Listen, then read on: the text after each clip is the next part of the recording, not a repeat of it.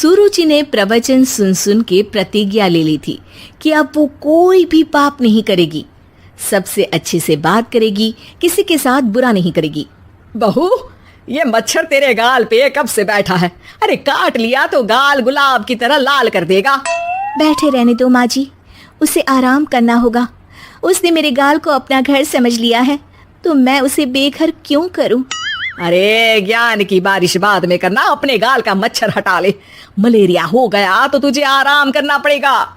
माँ जी, dengue malaria तो सांसारिक बीमारियां हैं, हमें इनसे ऊपर ही तो उठना है ना। अरे बेटा, इनसे आदमी ऊपर ही उठ जाता है। क्या हुआ? काट लिया। अरे मैंने तो कहा ही था, मार देना था उसको। नहीं नहीं माँ जी, उसे भोजन करना था, मैंने उसे पोषण दिया है, मुझसे पुण्य का काम हुआ है। अरे उड़ रहा है टुनटुना के, ताली बजा के मार दे वरना फिर काट खाएगा। नहीं नहीं माँ जी, जीव हत्या करना पाप है।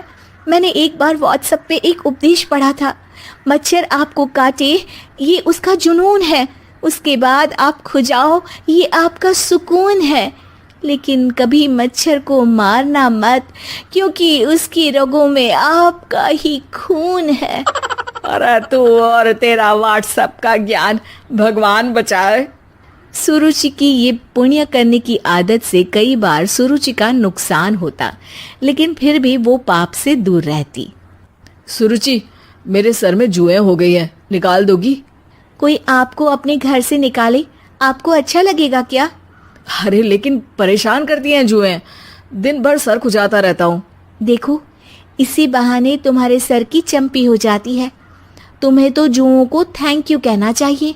तभी बाहर से ससुर जी की आवाज आती है, बहू बहू। अभी आई बाबूजी। बेटा सुनो, ये देखो चाय में ना मक्खी तैर रही है, दूसरी चाय ले आओ जाओ।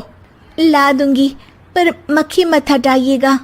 अरे क्यों बेट? मक्खी चाय का सेवन कर रही है, अच्छा थोड़ी ना लगेगा। आप बीच में अडंगा डाल देंगी तो आपको अच्छा लगेगा क्या अगर कोई आपकी चाय छीन ले? अरे पर निकालूंगा नहीं तो मक्खी मर जाएगी बेटा। नहीं नहीं बाबूजी, आप उसे पीने दीजिए, पीकर उड़ जाएगी।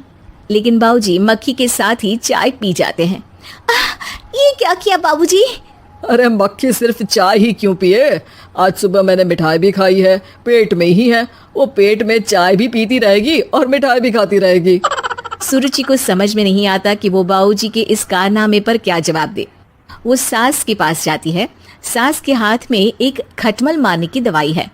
माँ जी, आपके हाथ में ये क्या है? अरे बेटा, तू तो बीए पढ़ी है, इतना तो पढ़ने में आया ही होगा कि ये खटमल की दवाई है।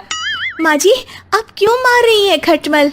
मत मारिए माँ जी, आप अपनी नींद के लिए खटमलों को हमेशा के लिए सुला देना चाहती हैं। अरे अब चुप भी हो जाओ देवी, पुरानी दवाई है, एक्सपायर हो गई है, फेंकने जा रही हूँ, नहीं मार रही हूँ खटमल। और वैसे भी खटमल से ज्यादा तो तूने हमारी नींद हराम कर रखी है। माँ जी, पुण्य करना चाहिए, आपको तो ज्यादा करना चाहिए, आपकी तो उम्र भी हो रही है। अरे उम्र से याद आया, बैंक में जाकर जन्म तारीख सही करवानी है, तैयार हो जा, कल स्कूटी चला के ले जाना मुझे। अगले दिन सास घर से निकलने से पहले दही शक्कर खा रही है और जल्दी जल्दी में हाथ नहीं धोती। बहू स्कूटी निकालती है और सास ताला लगाती है। ताला लगाते वक्त शक्कर के दाने ताले पे रह जाते हैं और दोनों सास बहू हड़बड़ी में घर से बाहर निकल जाती हैं। अच्छा हुआ कि तेरी स्कूटी में सेल्फ स्टार्ट है, वरना तू तो बोलती कि मैं किक नहीं मारूंगी, किक मार दी तो पाप लगेगा।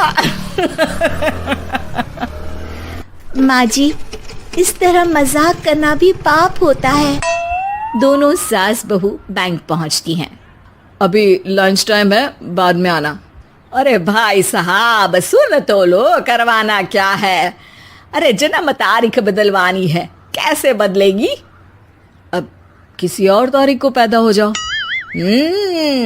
यही चुटकुला आप अपने मैनेजर को भी सुना पाओगे ना?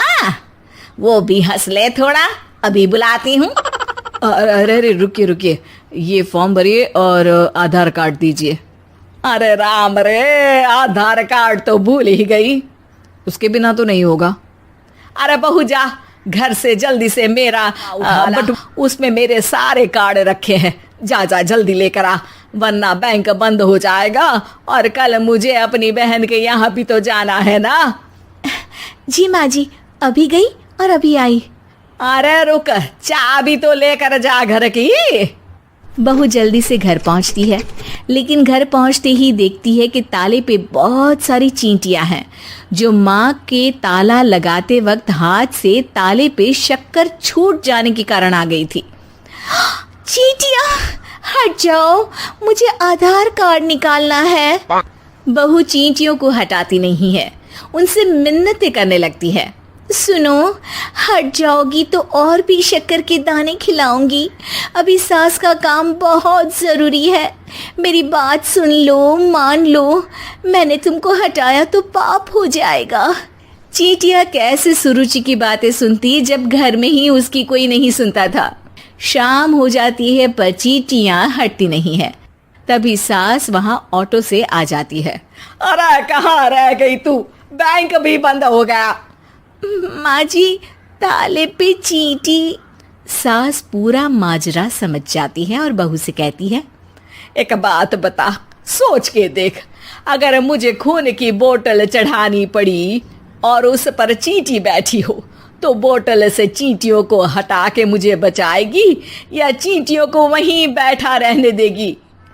माँ जी, ऐसा होगा ही नहीं। अरे चींटियों को तो मीठा पसंद होता है, खून की बोतल पे तो मच्छर आएगा, क्योंकि खून तो मच्छर पीता है। सास सर पकड़कर बैठ जाती है लगती है। तभी ससुर जी और सुरुचि का पति भी वहां आ जाता है। अरे रो क्यों रही हो? रहने दो जी, तुमको बताया तो तुम भी रोने लगोगी अपनी किस्मत पर। अगले दिन सास अपनी बड़ी बहन के यहाँ चली जाती है।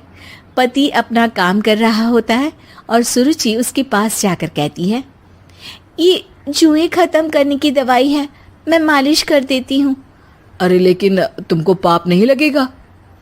अपनों की खुशी के लिए अगर छोटे मोटे पाप करने पड़े तो वो पाप अच्छे हैं जी।